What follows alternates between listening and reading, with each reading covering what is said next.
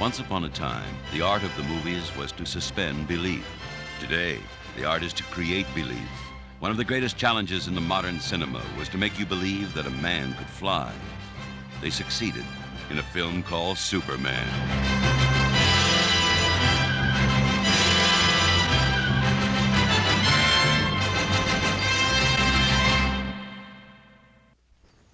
Hello, I'm Christopher Reeve. You know, I was thinking the other day about some of the strange parts that I've played since I started acting as a kid. One time I was the third guard from the left in Cinderella. Another time I played a tree.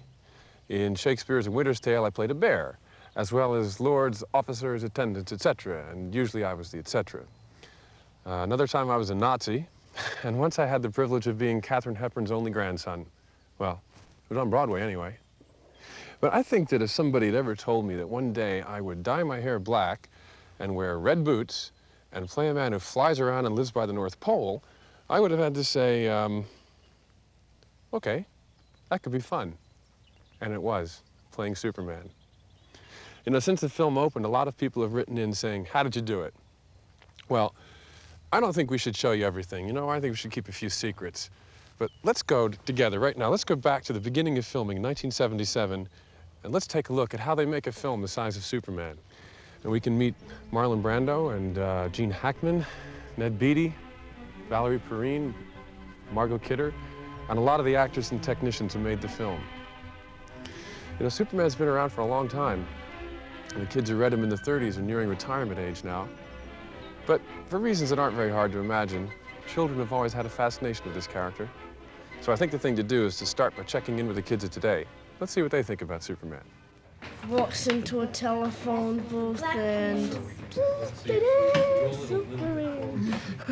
It must have like a coat hanger or a closet where you can put his costumes and then change. Well, he came from... let's see, Jupiter. When he's wearing his reporter suit, he might have his Superman suit being washed. He tries to take all the crime out of Earth. I mean, it's the only planet he knows now since Krypton's blown up. He flies and he saves people. Well, that's it.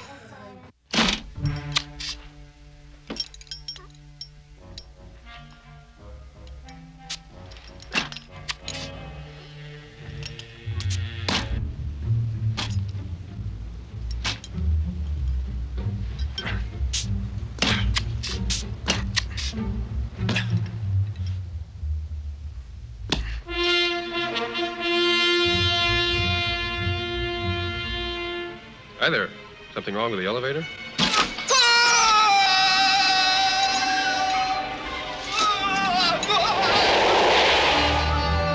Going down.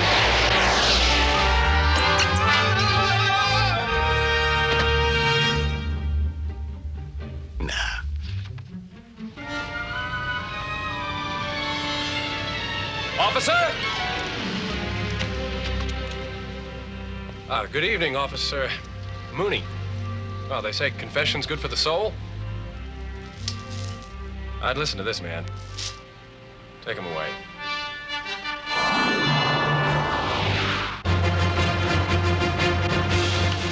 When Marlon Brando stepped on the C stage at Shepperton Studios, England, it was a momentous occasion in the history of motion picture, for it marked the beginning of filming one of America's greatest comic strip heroes, Superman. Brando plays Jor-El, the chief scientist of Krypton, who predicted the planet was doomed. Susanna York portrays his wife, Lara. They are the parents of the infant Kal-El, who is later to grow up to become Superman. Under the direction of Richard Donner, they presided over the last days of the doomed planet Krypton. The story was to be recreated in epic proportions over the long shooting period. The plains of Canada served as the great wheat fields of Kansas, where the infant Clark was raised under the care of Ma and Pa Kent. In Pinewood Studios, England, the Daily Planet set has been built in perfect detail. Tons of office equipment is brought in from the United States. the smallest details were used to recreate the frantic and disorganized atmosphere of a modern American newsroom. Mild-mannered Clark Kent became a reporter at the Daily Planet, where he met its traditional occupants, ambitious reporter Lois Lane, the editor Perry White, and young photographer Jimmy Olsen. In the streets of New York, for some high-flying scenes and the exteriors of the Daily Planet.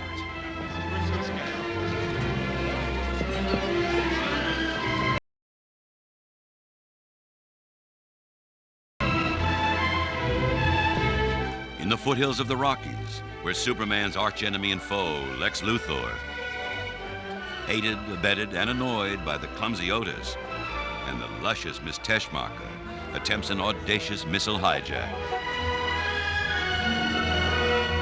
Back in Pinewood Studios again, to an extraordinary set.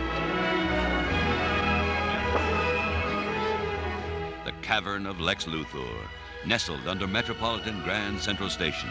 He spares nothing for his own comfort, living in the lap of luxury. In the confines of these studio walls, Arctic wastes seem to stretch far into the horizon. Styrofoam ice floats on water in a tank holding 800,000 gallons of water. Tons of salt were needed to give the impression of snow-swept plains. This caused many problems because of the corrosive effect the salt had on everything. One speck of it could ruin a camera worth thousands of dollars. Technicians had to wear rubber boots as the salt was eating through their leather soles. Carefully placed lamps, dry ice, and smoke were all assembled to create a mystical backdrop to a magical story. Action! Superman, the fictional character who, along with Sherlock Holmes and Tarzan, rank as the three most famous men who never actually existed. Maniac. Do you really think you could hide it from me by encasing it in lead? Cut! The story was told to us in 1938. In comic books first, but has been told again and again in cartoons, in books, on radio, on records, in film serials, and on television. It was a bold and risky venture to attempt to put him in a full-length feature film. The idea was the brainchild of a young producer, then still in his 20s, Ilya Salkin. Give a little bit. But what does he have here? He persuaded his father, Alexander Salkin, and his co-producer, Pierre Spengler, that they should buy the film rights to the character. It was an enormous challenge. So I explained to him what it was. I said, Superman is a man who flies, who can do this, who is good, has terrible enemies, and all kind of fantastic things happen. And he immediately clicked. When Ilya mentioned it, I started reading all the stuff about. And I believed it could be very good as a major film, if it will be done right. With a story by Mario Puzo, the author of The Godfather, and Marlon Brando cast as Jor-El, things began to take shape. Only one problem remained: find an actor to play Superman. I thought it should be an unknown at the beginning. Now, they all started working on me, and the commercial side said, we need a star. After we had Puzo and the director, we need a star. So the movie really goes right to the top. And there's a moment where you weaken, and I said, well, you might be right. So we started looking for stars. And thank God, Redford turned it down.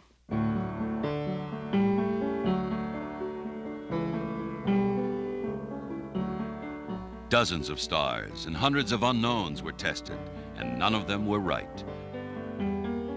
They kept coming back to a young man they'd seen earlier in their search, Christopher Reeve.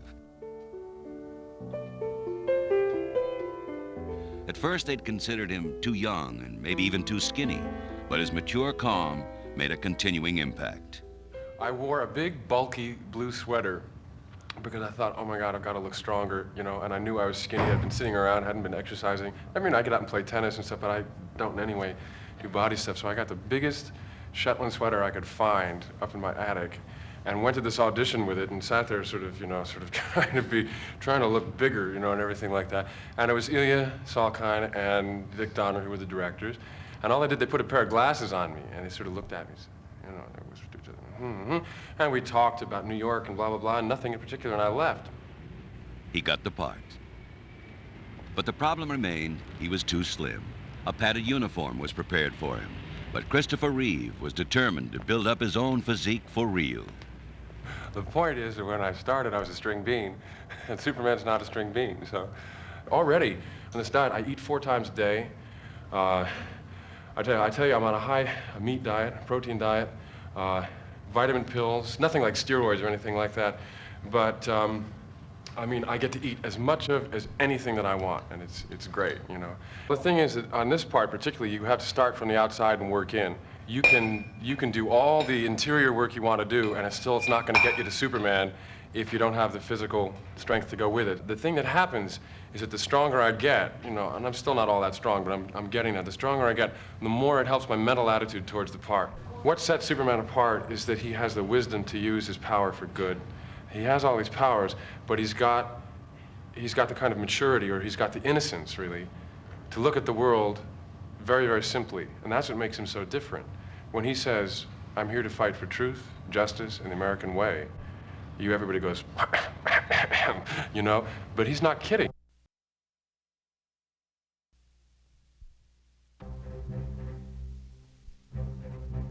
While Superman was getting into shape, so was everything else. The 2 biggest studios in Britain, housing hundreds of skilled technicians, brought in from all over the world, sprung into action. They faced one of their greatest motion picture challenges ever. Artists had been working for months on drawings that tried to capture this fantastic tale. From the drawings, sets were built so camera angles could be plotted and lighting schemes planned. The actual sets were built by more than 350 construction workers. Most of the sets had to be life-size, employing materials and techniques never used before. In some cases, elaborate models had to be built and had to match perfectly with the life-size sets. All manners of film wizardry were used. Precise lenses with automatic zooms were created. Special camera cranes were built, enabling the model to be photographed from any angle. Camera movement, dramatic lighting, miniature explosions, and breakaway sets were all linked together to electronic consoles, giving it all push-button control from a single vantage point. The whole operation took place under the guiding hand of John Barry, the man who designed Star Wars. Well, Star Wars is much grittier sort of story. Whereas Superman has a much more poetic element, doesn't it? I mean, there he is in a red cloak and a blue suit and red boots. So it is already much more of a fantasy. Krypton was the key challenge artistically for the film. In effect, a new society with a unique environment had to be created. The concept of a world of crystal was conceived to everyone's satisfaction. Crystals are both natural and technological, with a special organic quality that suggests they could grow rather than be manufactured. This is the biggest film stage in the world, and over the next 10 weeks, about 100 people are going to turn it into a magical part of the Arctic where Superman's Fortress of Solitude is. Where I'm standing now will be the sea, a lot of pack ice. But soon, all the planning and building must end, and the actors take over. Then the pictures become flesh, and there's magic in the air. My friends, you know me to be neither rash nor impulsive. I'm not given to wild, unsupported statements. And I tell you that we must evacuate this planet immediately. Marlon Brando, for many, the greatest screen actor in the world.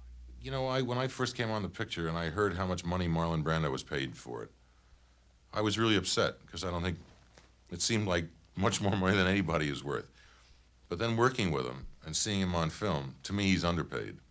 Everything has a price in the marketplace, and so do cars, so do hula hoops, so do useless endeavors, and I don't suppose that actors are any different than rock bands that inflate balloons from their ears, and that happens to catch on. It's what people want to buy. Marlon Brando has an unpleasant duty on the planet Krypton. Before the unearthly faces of his fellow judges, he sentences 3 ruthless villains, Ursa, Non, and General Zod, to an eternal living death. Specific charges listed herein against these individuals, their acts of treason, and ultimate aim of sedition. These are matters of undeniable fact. Although his speeches are quite short, Brando prefers not to memorize them, but to have them written on large cards called cue cards. It's the way he prefers to work. There's nothing more boring than a director who directs an actor to go to the door and stop and then turn around and say, Martha, goodbye. You know that's gonna come. So if you don't know what the words are, but you have a general idea of what they are, then you look at the cue card. It gives you the feeling as the viewer, hopefully, that the person is really searching for what he's going to say, that he doesn't know what he's going to say. As he is a director himself, Brando is anxious to know exactly what a shot will look and sound like. You put some rhythm behind it. Who the hell? Electronic yeah. goo-goo? Good. Just like the very top. You'll be there. Can you be there to do it like that? Just, right, and on day you switch. Try it. Let's shoot one.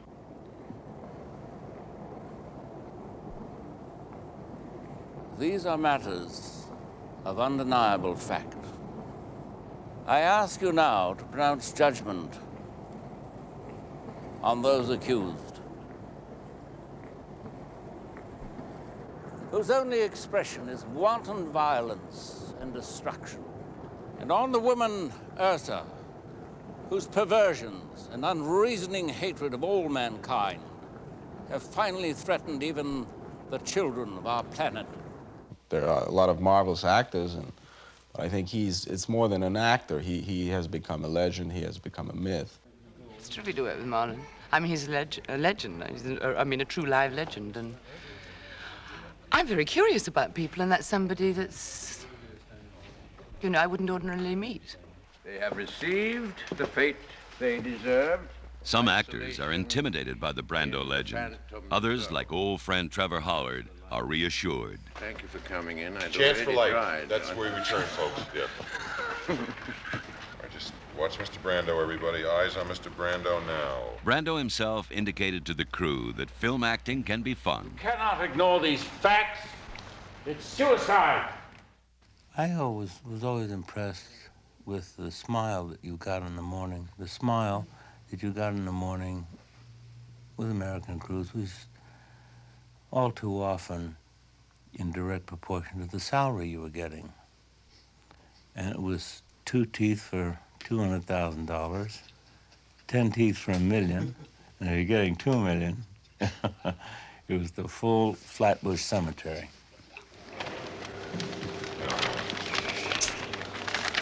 So, 2. So we'd only get as far in this one. 4. In this one, we'd only get as far as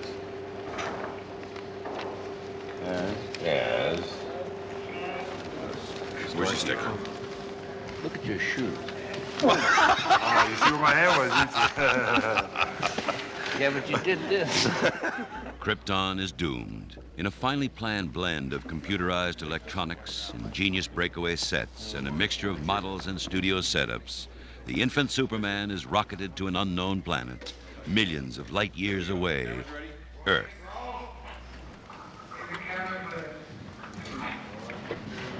Shake!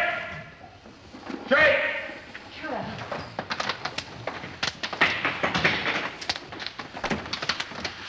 More debris, come on. More debris. Keep it going.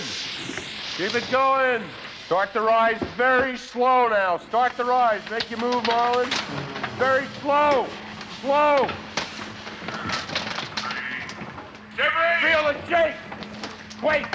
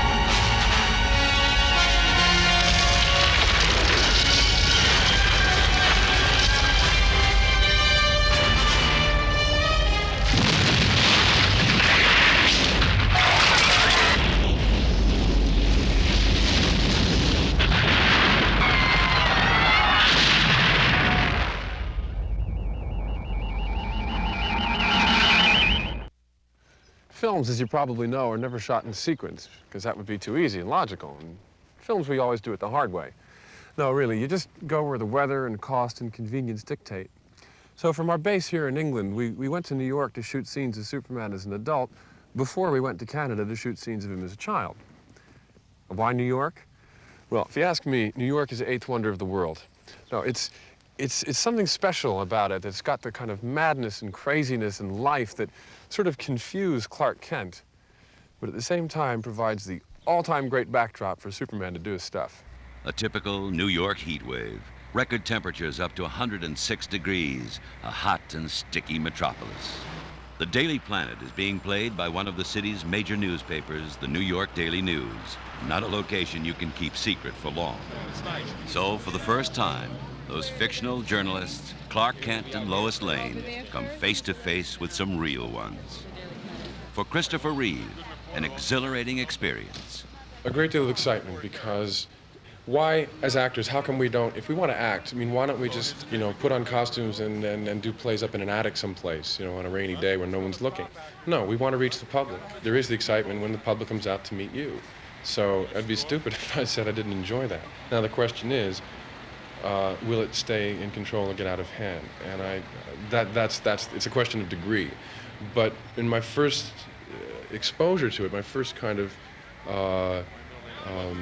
relations with the press and stuff, there's the excitement of they want to listen to what I have to say. They're here to talk to me. My God, I mean, this is also part of being an actor, is that you get a certain fulfillment out of that. People have been telling me I was going to be a star for 12 years now. It hasn't happened in that kind of big way, and I think I've formed my own character enough at this point that fame and money aren't going to change it that much. The advantages that come with fame and money are nice and not to be sneezed at, so I'd like that. Money, I'd really like to be rich. Some interviewers have to take pot luck in the streets. All right, now that's how you prepared for Superman, but how the most difficult role is to prepare to be a reporter. No, all right. No, how did you prepare to be Clark Kent? Also with great difficulty. No, I prepare by, first of all, I set out for myself in my own mind the difference between the two characters, and then things that I wanted to use to establish that. And then Others, like famous artist Andy Warhol, managed to lure Superman into their homes. Is that a Superman fork? No, this was a spoon, as a matter of fact. Oh, it's a spoon. I made this in shop in 7th grade. You're kidding. In 7th grade? Yeah, I went to this private day school. You had to take shop and woodworking and stuff like that. This is a spoon that comes in the Princeton Day School cafeteria, as a matter of fact. No, they can't have it back. I wish you'd go back to school and make me one. The first scene to be shot in New York is in the lobby of the Daily Planet. Quite a contrast to the controlled atmosphere of a soundstage. Crowds are always a problem when shooting on location. Here we go. Please don't talk. Give us a break. Right, roll. Yeah, because I really like to go with it, you know? Yeah, listen. Oh, yeah, listen, I gotta go mail these letters. I'll see you later, okay? Okay. Bye tonight. Hi, Clark. How'd you enjoy your first night on the job? Oh, well, frankly, But when the television crews depart, Christopher Reeve has more time to refine his Clark Kent. I always thought it was kind of natural. Yeah, sure. Oh, Clark. Oh, I'm sorry. Wait a minute. No. I think the strongest choice, and the best choice, is the one you make first, because it's an instinctive reaction to both characters. And you generally find that later on, everything else is pretty much complications. I found that I was overboard on Clark Kent. We came back during the course of the filming on Clark Kent. We sort of eased him up a little bit because he was just a little too broad. The voice was a little too funny. He was bumping into too many doors. He was just a little bit too much out of control. And I substituted a kind of eagerness and sort of desire to please instead, so that half the time he bumps into the door, the next time he walks through it absolutely smoothly, so they're trying to keep the audience off guard, not know what he's going to do. It took me longer to get to know Superman. Between takes, Lois Lane finds New Yorkers not in the least shy. Sure. 20 minutes. What? 20 minutes. So we're ready to go.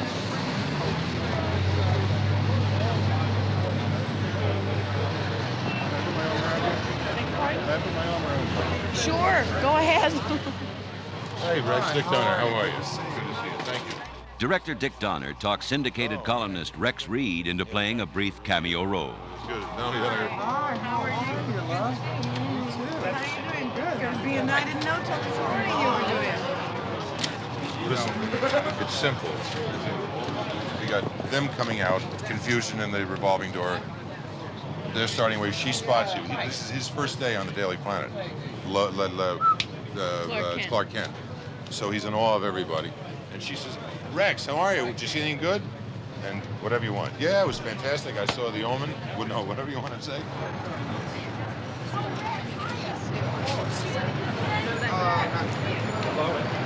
Oh, Rex, this is Clark Kent. Bye. Lois, wait for me. You see me going in a revolving door. Well, if anybody knows who it is, it'll be a miracle. Filming in New York isn't easy. After facing the press and the continuing hassle of the heat wave, Superman's cast and crew have to overcome yet another hurdle.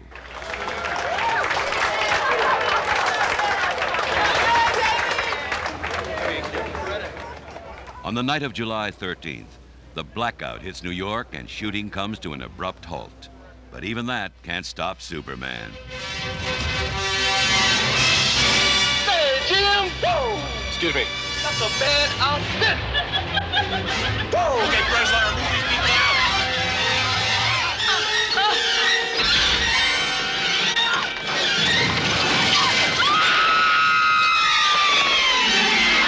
Look up there! The hell's that? Easy, miss. I've got you. You've got me? Who's got you? I can't believe it. I just cannot believe it. He got her.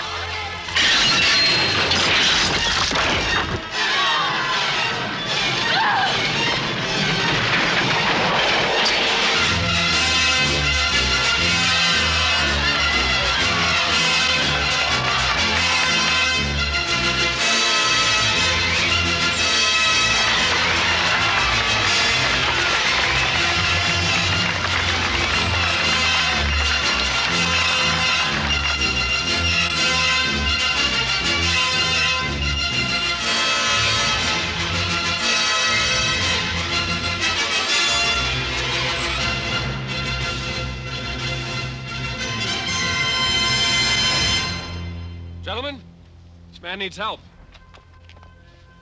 Well, I certainly hope this little incident hasn't put you off flying, miss. Statistically speaking, of course, it's still the safest way to travel. Wait!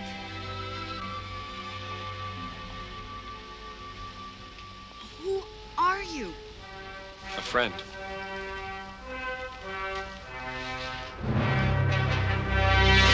Bye. You know, that helicopter sequence alone took 6 months to shoot.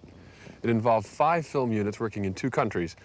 I actually looked up for Lois Lane in New York, and then I caught her when I got back to London 6 months later. I hope you're not too disappointed to find that out.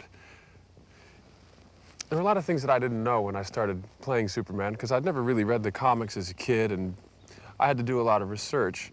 And one of the things that I found out is that Superman is a multi-million-dollar international industry. They sell 5 million Superman comics in the States alone, and another 7 million every month all over the world in translation. Well, how did all this begin? You probably read about it, but it began in 1933, when a kid who was only 17 named Jerry Siegel was just lying in bed in Cleveland, Ohio, as a matter of fact. He was just watching the clouds go by. And he had a vision, really, of a man flying up among the clouds.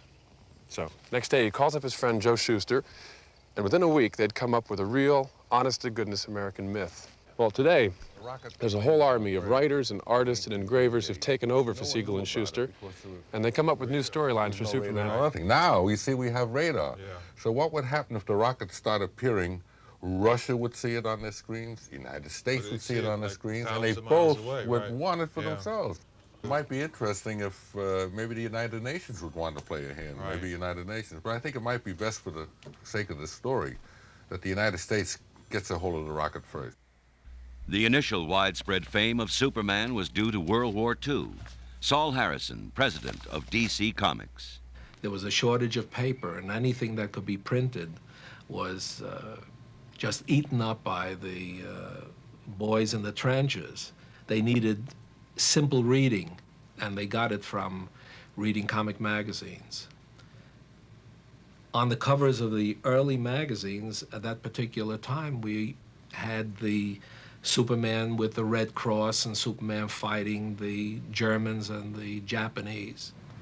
Not only could Superman leap from building to building with ease, he could leap from one form of entertainment to another. His superhuman feats were vividly communicated by radio. Kent, where are you going? After Miss Lane. Something's wrong at Dahlgren's. If it's the mask, well, there's not much time to stop him. So long. Hey, kid, where'd you hurry? Yeah, got another front-page scoop, Kent? Oh, thank heaven. The locker room's empty. Quickly now. Out of these clothes. It's Superman's turn now. Oh, someone's coming. The window. Out. And up. Up. By now, the movie has moved to Alberta, Canada, chosen to represent the plains of Kansas. Ironically, they could not go to Kansas as the wheat crop at the time of shooting had already been harvested. It is here that the infant Superman's 3-year journey came to an end on a remote field, to be discovered by Ma and Pa Kent. Pa Kent is played by Glenn Ford. They were going to put a wig on me for Superman, you know, a white sort of wig. And they put it on, and I thought I looked like a cross between Mark Twain and Albert Schweitzer. But it was a wig. And Dick Donner looked at me, he said, "No, Glenn, please, no." I said, "Yeah." And I said, "I bet I know what you're going to say." He said, "Yeah, you look like Glenn Ford with a wig on." We could say he's the child of my cousin in North Dakota, and just now orphaned. The child from Krypton loses no time in demonstrating his power. The Kents realize that this is no ordinary infant.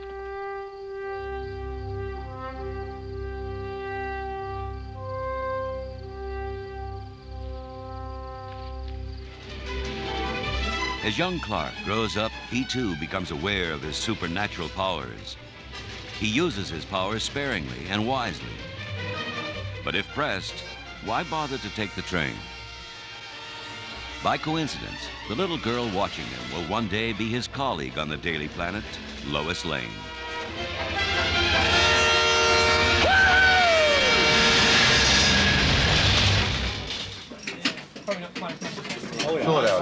In a piece of nostalgic casting, Lois's parents are played by Kirk Allen and Noel Neill. These two actors played the first Superman and Lois Lane in the original 1937 version of Superman. Truthfully, Jeffrey, did you know that? That'll serve you proper. True. They can see, they don't believe you. I know. With the cliffhanger. Yeah. Well, my favorite still was the Hoppies, with Hoppies in the canyon, and the Indians on our one side, and the Heavies are on the other, and the dam has been burst, and the arrows are coming down, and the water's coming down on him, and he's trapped in the middle, and he came back next week, and he was riding along the thing, and it just started with, after Hoppy got out of the canyon. That's great. In the radio show, whenever he changed from Clark Kent to Superman, they changed the voice. You see, they barrel the voice. Now in radio you can do that because they put something up here. There's a no, you know, they do it a little bit. They use little tricks. Well, we couldn't do that in the pictures. And besides, I didn't have to say up, up, and away. It was ridiculous. People could see that I'm taking off, you see, so there's no point in saying it. And likewise, there are a few phrases that he used in radio. This looks like a job for Superman. Well, now you don't have to say that, because you can indicate when you're going to change from Clark Kent to Superman by just looking around a little bit, you know, and ducking behind. Now everybody knows you're going to change. So that Jimmy Olsen and myself, about all we ended up doing, you know, was being tied up, bound and gagged and waiting for the fuse to ignite and blow us to kingdom come. But in the television series, we had a lot more dialogue, and I think you had more chance to, you know, explore the character and do more with it. Love what you see, love what you see. Ready, Miss Tesmacher? Have you ever tried running in high heels? He probably has. On another location in Canada, we find the incompetent Miss Teschmacher trying to help Superman's archenemy, Lex Luthor, hijack a nuclear missile. She's played by Valerie Perrine. I've never done anything this outrageously comical before. Well, look. I mean, you know, the bracelets, the, you know, the wig.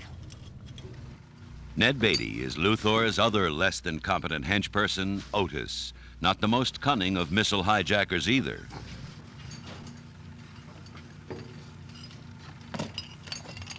Got it. All right. I thought it may have worked, but all right. Camera reloading. I'm one step above a moron. I have terribly good intentions, but I'm an awfully bad guy.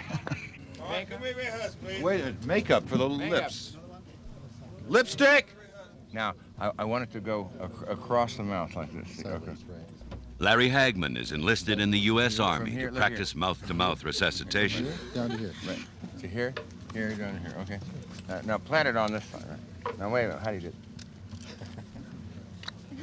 How's that? Is that okay? Does it match from yesterday? Huh? Was that nice? Well, I suggest vigorous chest massage. If that doesn't work, mouth to mouth. Yes, sir.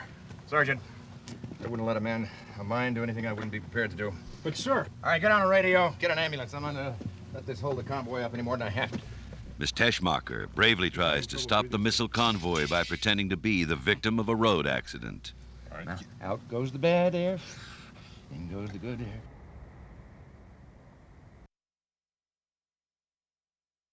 You two want to bicker, that's just fine. Back in Pinewood Studios, the newsroom of the Daily Planet contains all the old familiar faces and some young familiar ones, like Mark McClure playing photographer Jimmy Olsen. It's a pretty clean day today. The Empire State Building, the Daily Planet's got a good view of that. And it's all buildings is all you can see. Superman, we've seen him, buzz by here a couple times, Somebody being mugged right now down there. Can you get a shot of it? But over here, Clark Kent. This is Clark Kent's desk, but nobody knows he's Superman. So, and Clark here, and then the chief, his office is right in there. It's got all the pane glasses. Jimmy Olsen doesn't even have a desk. Photos by James Olsen, Lex Luthor. That guy, what a, look at that. You see what it says? Lex Luthor was jailed yesterday for life plus 25 years. That's tough. That's tough. So he's gone for a while, I guess. Before Clark Kent came in the action, Jimmy was trying to scheme on Lois, but, financially he couldn't handle it. So he quit. And then Clark came in and took over. Ever since that, wrote me right out of the script. No, it's a good part. Olsen works under the knowing eyes of an actor who was an international star at the age of 5, Jackie Cooper. Perry White is the editor of the Daily Planet, the news editor. And I think this kind of a headline is typical of Perry.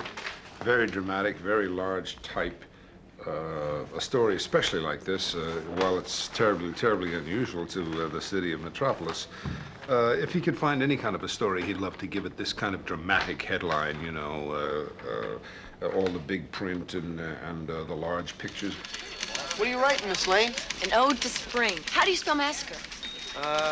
M-A-S-S-A-C-R-E.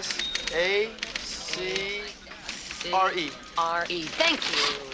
Golly, Miss Lane, how come you get all the great stories? A good reporter doesn't get great stories, Jimmy. A good reporter makes them great. Chief, here's that story on the East Side murder case. The way I see it, it's a banner headline, front page, with maybe one picture. There's only one P in rapist. Lois Lane, say hello to Clark Kent. Told you one P. Remember my dynamite expose on the sex and drug orgies in the senior citizens home? Remember the... How you doing? Jimmy Olsen, photographer. Oh, hi, Clark Kent. Nice to meet you. Coming and going. It's got everything. It's got sex, it's got violence, it's got the ethnic angle. I mean, look at it. Yeah, so is a lady wrestler with a foreign accent.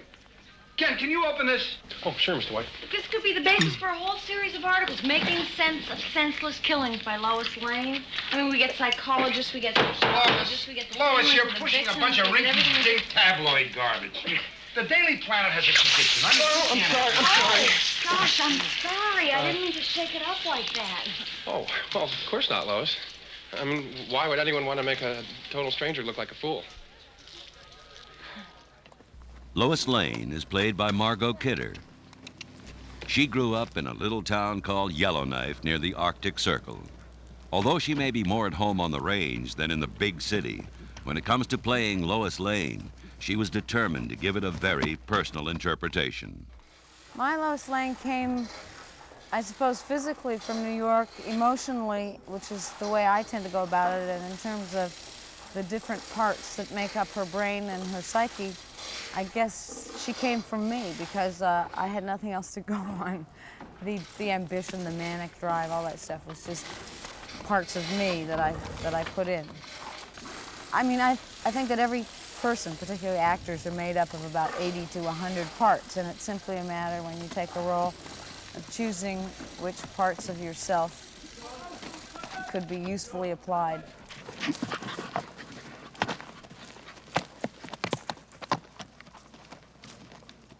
I guess she loves I mean, he's, you know, of course, the catch of the year, the biggest trout in the pond. I mean, the wonderful, perfect human being.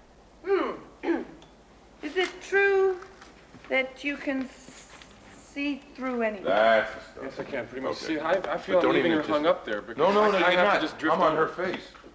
Okay. She's stealing the scene from you there. Right, well. Don't worry about it. Okay. Okay, here we go. I gotta have a little dry. And there was one key scene for the whole part for me was the balcony scene with Lois, what I call the balcony scene. It's when he flies in and talks to her on the balcony, sort of about who he is. Is it true that that you can see through anything? Yes, I can, pretty much. And that you are totally impervious to pain? Well, so far. What color underwear am I wearing? Hmm. Oh, I'm sorry, I embarrassed you, didn't I?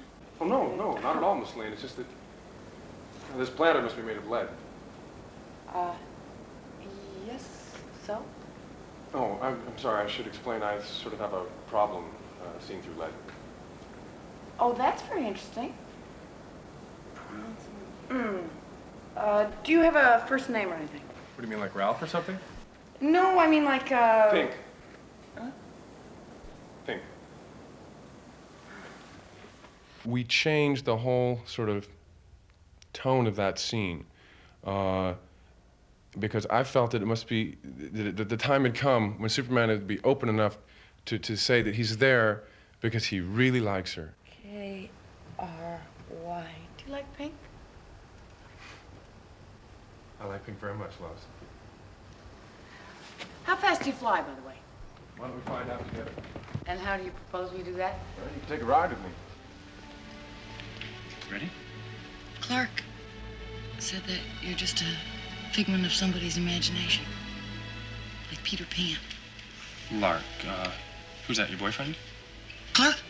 Oh, Clark. No, he's nothing. He's just a... Peter Pan, huh? Uh-huh.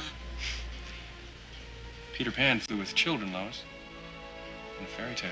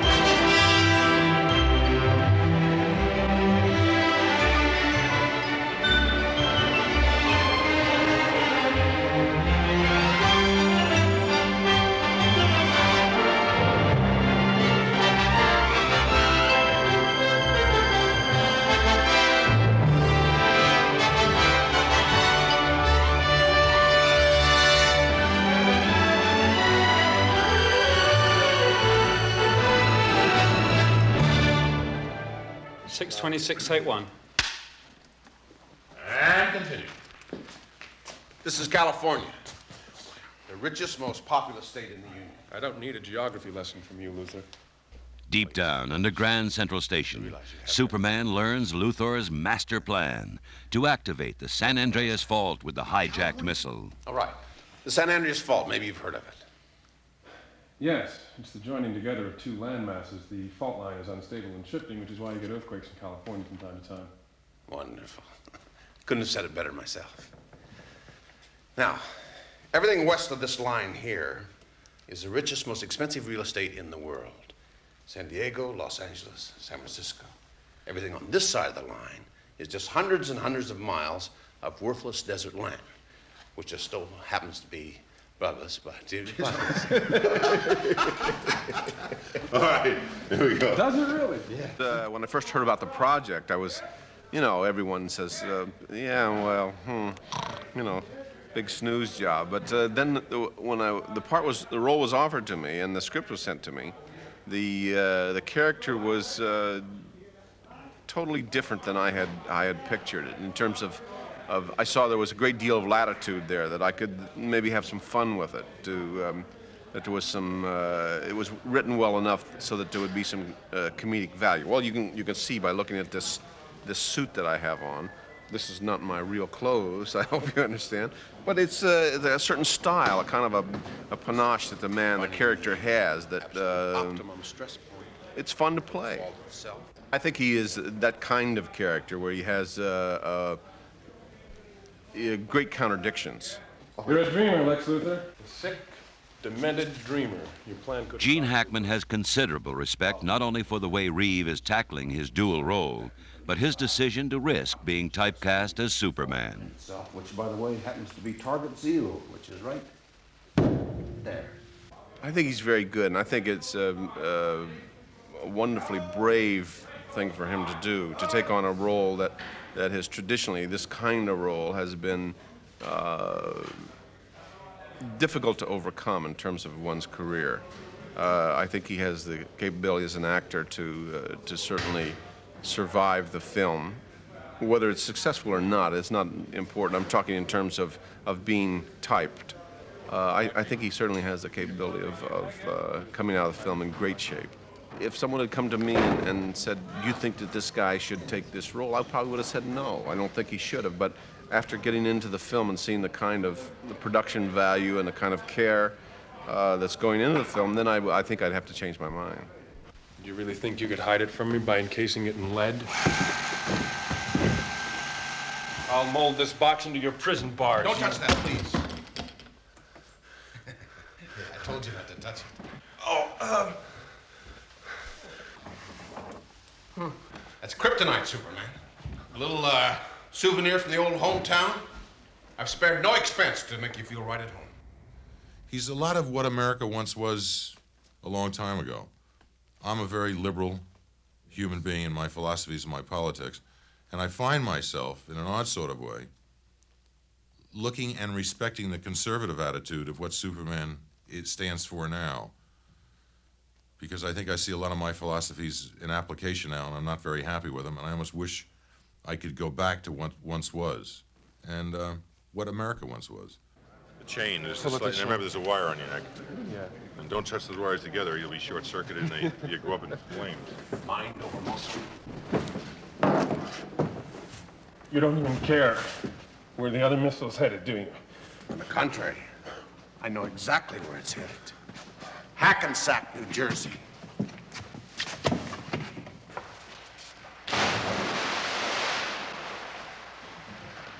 I'm gonna leave you now. No hard feelings. We all have a little fault. Mine's in California.